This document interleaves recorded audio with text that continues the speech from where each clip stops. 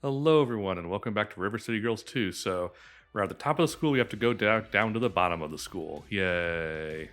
Woo. Interesting that we actually had to climb up onto the roof through a hole in the ceiling. Oh, yeah. On the bright side, they're generous. Yeah, they're generous enough to give us a shortcut back down. Wait, there are robot maids that shoot lasers in this game? Yes. That's not that surprising, but it's slightly out of place. We first fought them in Technos. Oh yeah, the Technos Robot Factory. I like how the Yakuza guy can apparently do the Gadouken, which is I think the Gadouken is the one. It's the one that what's his face, the weak Ryu poser in Street Fighter does. Oh, Dan Hibiki. Yeah, Dan Hibiki. The one who the version of the Hadouken that travels like 2 feet. Honestly, it's impressive that he can get a fireball out of his hands at all, considering, Yeah, that's how kind of the he joke. Is that by normal human standards, he's still pretty strong. Yeah. So like the Mr. Satan thing, where Mr. Satan is, for all intents and purposes, a competent fighter and probably stronger than the average human in Dragon Ball. It's just that it's just that even above average humans in Dragon Ball kind of suck. There's always a bigger fish. Yeah. Unfortunately, that means characters that I'd like to see more of tend to fall by the wayside. Yeah, Let's those have little this red giant squares. tournament. Sorry, Okay. go on. I was just saying, those little red squares on the map are like where side quests and stuff are, but we don't really complete all of them. I think we get most of the cats, but that's about it. Yeah. It's like one of the few things Dragon Ball Super did that I kind of appreciate is giving the human characters more to do. Sort of. You get the whole tournament of power situation, and then Krillin and Tien and Roshi don't really do much of anything. Yeah. An attempt was made. They got a little "you tried" sticker, It was cool to see Roshi actually fighting for a change. Like, he still got it. Of course, in order to make that work, Dragon Ball Super had to selectively forget that power scaling is a thing. So, you take the rough with the smooth. Hey, let's make Android 17 about as strong as Super Saiyan Blue for some reason. Even though that's nowhere near as strong as he should be, but whatever. I mean, he's a robot, so they can just put in extra robot strength for him. Actually, isn't the downside to the androids the fact that they can't get stronger? Generally speaking, yeah, because they're mostly artificial. Yeah, I mean, I don't get that. They could just get a new firmware update, Who's gonna program it for them? Dr. Giro? Oh wait, he's dead. Isn't Bulma like a super genius? She can do it. She's a super genius, but she's more of an inventor rather than a programmer. Oh, so she can just make an entirely new robot. She makes makes hammer space capsules and spaceships. She's not a robot person. Her dad is probably then. No, I mean, if it were that easy, they could have just built androids to fight the androids in the first place. That would have been awesome, actually. Should have done that. Robot Goku, Bamco, give me $5 million. I just made you. Another character to add to your fighting games. Yeah, exactly. Goku Silver on top of Goku Black.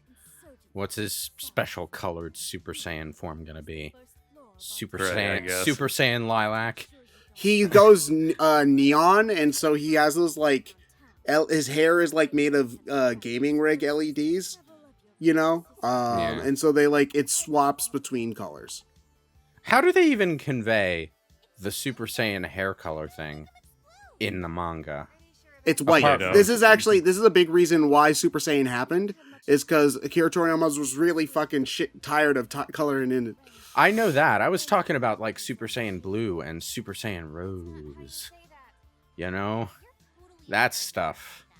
How do they convey that in the manga? They say it through dialogue. He went Super Saiyan Blue. Great. And stuff like that. It's very lazy. Yeah, I can imagine.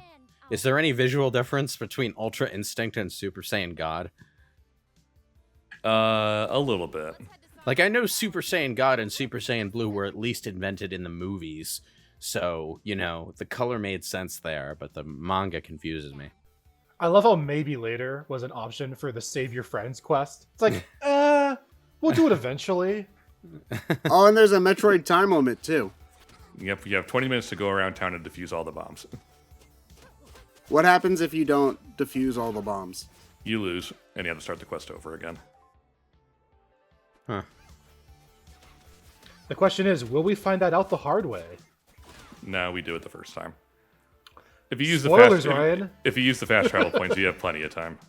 It's a well, yeah, and they put you right in front of the fast travel point at the start of the quest with a big old prompt in the middle, so that you know that you have that option. So you don't really have an excuse to miss it. So as long as There's you one just here. jump from one to the next, easy enough. And they tell you exactly where to look. Do you have to pay to use the bus or no? No. At least I don't Yeah, think it's so. free, and it's free. And this quest really showcases the fast travel system, which is actually disabled for parts of the game, but now you finally get to use it to its full extent. Yeah. The bus being free, I think, might be like an actual thing in universe too.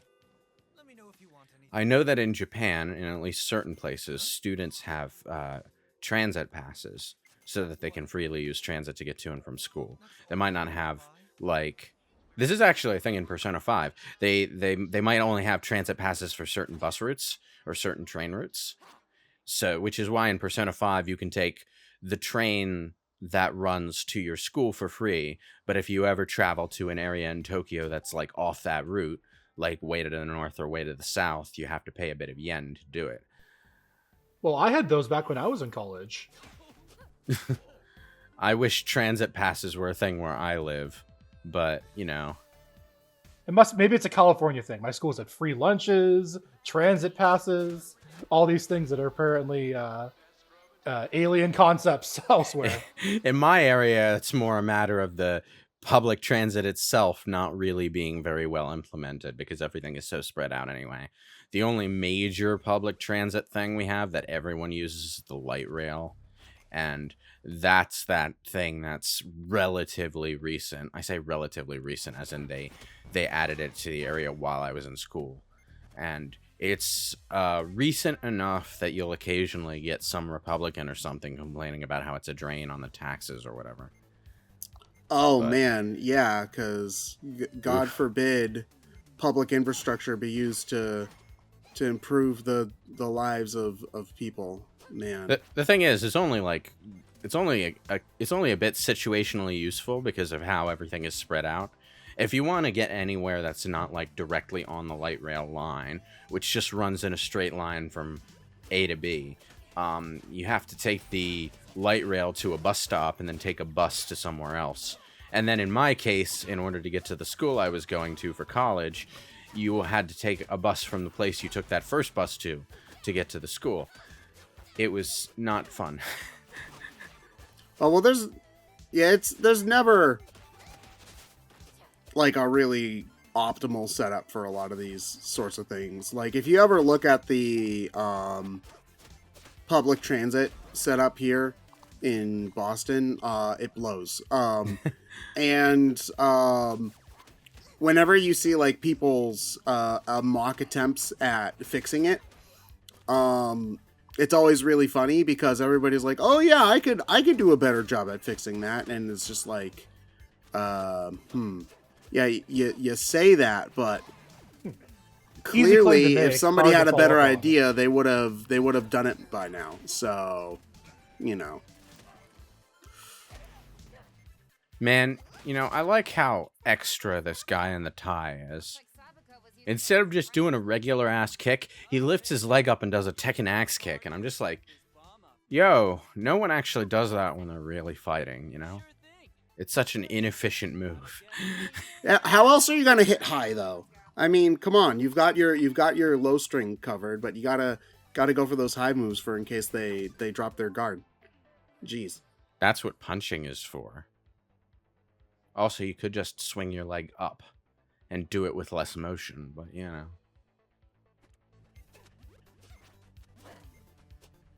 It's just, you know, when you think about the motion required for an axe kick, it's very flashy looking, but there are very few situations in a fight where it would actually be more likely to do its job than the other things you'd be doing.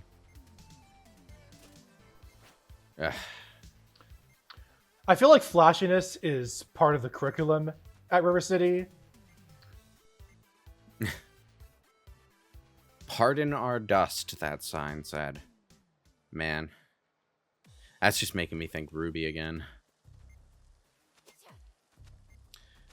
Okay, so where to next? How many? We're going to Uptown. We have to defuse 6 bombs. We just defused 1, so. Oh, okay, so. Yeah, we're not exactly making great time so far. Well, I mean, it's 20-minute time limit. You used up 5 minutes. Yeah, that's not great time at all. Where in the map are the bombs? You can look up on the map and just whatever the red exclamation points are. See, there's one down below there. Oh, okay. Yeah, fortunately it tells you where they are. Wow, how polite of her to say where the bombs she placed around the city are. Why did she put bombs around the city? I mean, she could have just not told us at all. Of course, sometimes the path you need to take to get to a certain area might not necessarily match up with the direction on the map, because, like, the map doesn't tell you whether it's south or straight down. It doesn't tell you necessarily which exit you need to take to get to a place. It just gives you a bunch of interconnected squares that represent areas. As for Sabuko's motives, I'm pretty sure she just wants to keep us busy for a while. The fuck?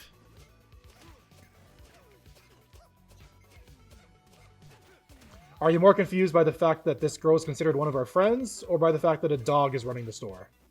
The fact that they're leaving her tied up like this right on the floor in front of them. Oh yeah, they're nobody used to else this. cares too. This guy's sitting there like, all right. This is definitely one we can skip. Why does she have... Is that the dog? No, that's a cat. I think.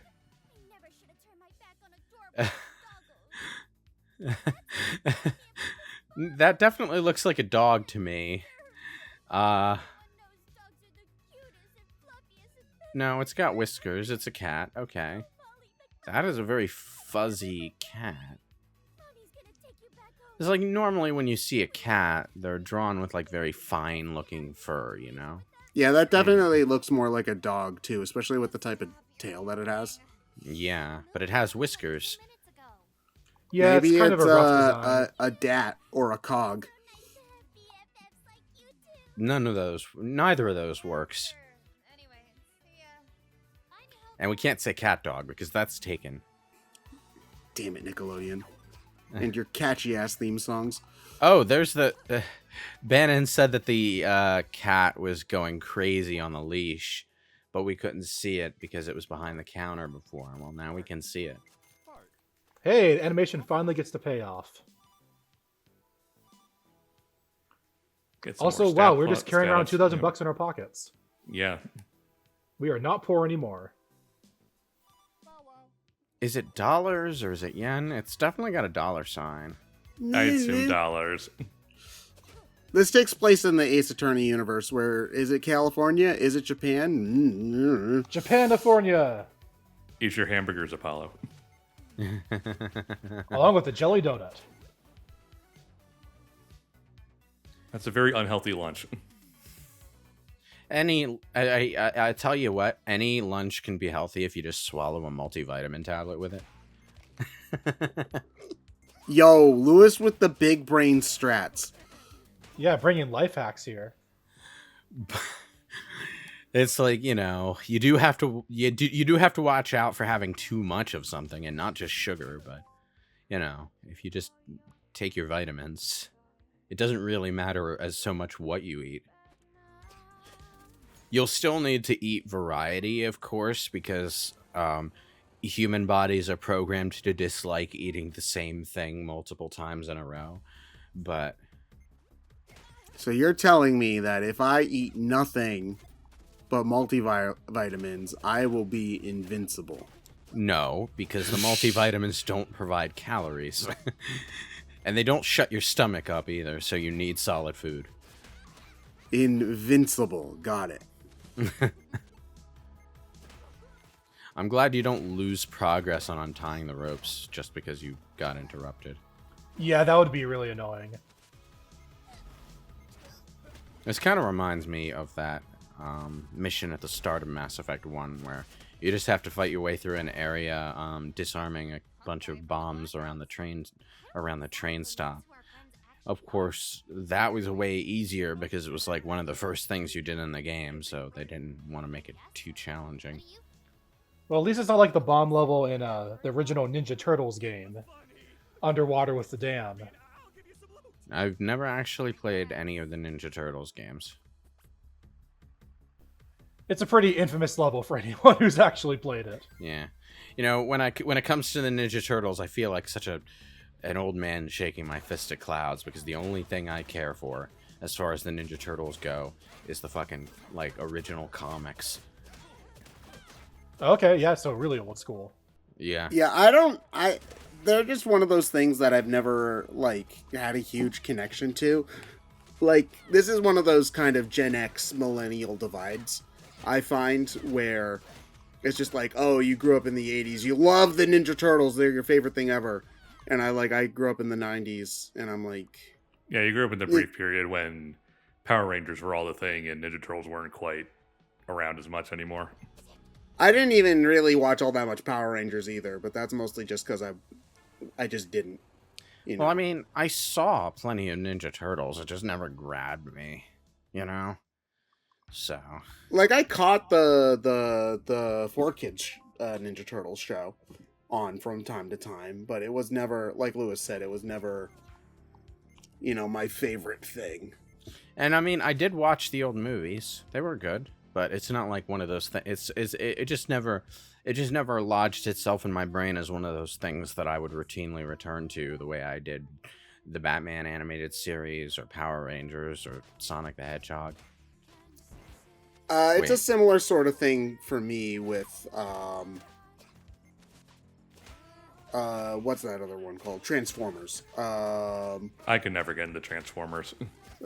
Because that's partly because the old show is not very good. Yeah. You know, like, even in the sort of, like, cheesy, sort of fun kind of way, you know, like, there's some cheesy fun to be had with the old 80s Ninja Turtles show.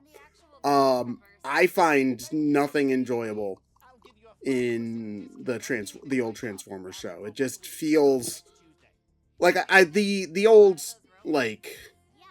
The old story is that, oh, Ronald Reagan, in his quest to be the worst president of all time, removed every regulation that ever existed. And so companies were now literally allowed to make commercials as TV shows. And that's what the old Transformers feels like to me, is the cheapest, please buy our toys kind of TV show. It kind of was, yeah. That era of cartoons where the industry itself didn't really respect much of what animation could do. So a lot of the shows were essentially just commercials for toys. Like, I'm pretty sure the concept for He-Man was designed as a toy first and a show second. I think a lot of them were. I think, like, not just He-Man. I think, like, Thundercats and many of the G.I. others. Joe. I wouldn't be surprised if Transformers as well, because car that becomes a robot, badass toy. How do you make it into a show? They fight over cubes.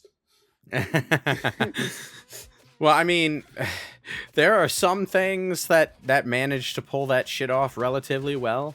Bionicle is like better than it has any right to be, considering. Bionicle, I only played with the toys. I know that there's like a bunch of shows and games and lore, and that the lore is surprisingly deep. But yeah. I never knew any of that as a kid. I was just like, ooh, these are neat. Bionicle is weird in that it's the Animorphs of fucking Lego toys. It's It's got way more story than you would expect it to have. Is it surprisingly dark and how it covers themes that you would never expect something aimed at 8-year-olds would ever cover? I don't know enough about it to say that, but it might, for all I know. Because that's the thing about Animorphs that many people don't remember is just like, oh, this is going into topics like family abandonment and post-traumatic stress disorder that people just straight up forget. But yeah, I mean, and granted, I know that there's going to be trying to preempt the but actually kind of bad faith argumenters out there. Yes, I know that modern day cartoons and whatever are also designed to sell toys and merchandise, and they have a more well-rounded production emphasis than the cartoons back then did, because people know nowadays that the animation itself can be a product that sells rather than just a commercial. Yeah, and also people also know that people will want to buy your crap if you give them a universe that they care about. So like there's an actual genuine that I think is probably what confuses me the most about many of these sorts of 80s properties, and this is also again part of me not growing up with them. I don't get where the emotional attachment came from, because I feel like there was no emotion put into the original show to begin with. Maybe it is just nostalgia. Maybe they see something in it that I don't. If that is the case, I'm glad for you. Enjoy what you want to enjoy. Well, they did also grow up with both the toys and the show at the same time. That is true, yeah. So there's some conflation between playing with the toys and watching the TV show. Yeah, but, it gets a little ridiculous when you look at, like, say, the Netflix She-Ra and complain at it for changing the character designs when the original character designs themselves were all deliberately made to look the same as each other because they only had one mold that they could do the figures with. So they had to make everyone with the same literal figure mold. That is, you know what? That's not something that I ever thought about, but it does make sense that like all the men in He-Man have the same like extremely buff upper body because all the toys have that. I never thought about it like that before. And the same kind of bowl head shape. Yeah, it's a thing that Wait, who's this? Wait, how did she get here? How did she get here? Where is she? I mean, it is she's not actually on the screen anywhere. I guess she just kind of shows up. Wait, maybe she's controlling the camera. She's the Lakitu of this game. Is that like a news person? Yeah. Yeah, we ran into her earlier. She's standing outside Samurai Tower. Wait, you're allowed to wear yoga pants as a news reporter? Okay, sure. I mean, not any worse than April's yellow jumpsuit. Did you see the social media down in the corner where she's like, "Hey, if anyone wants to storm the Yakuza Tower, the doors are open. Wink, wink, nudge, nudge." Oh my god, that is like Yakuza in Japan just known for being incompetent, because I was replaying Pokemon Red not too long ago, and I just remembered that the guy in front of the Silphco just literally falls asleep. Like, is this something that the Yakuza are known for, keeping the door open? Or No, it's not. They're actually pretty competent, although they are going out of style fast.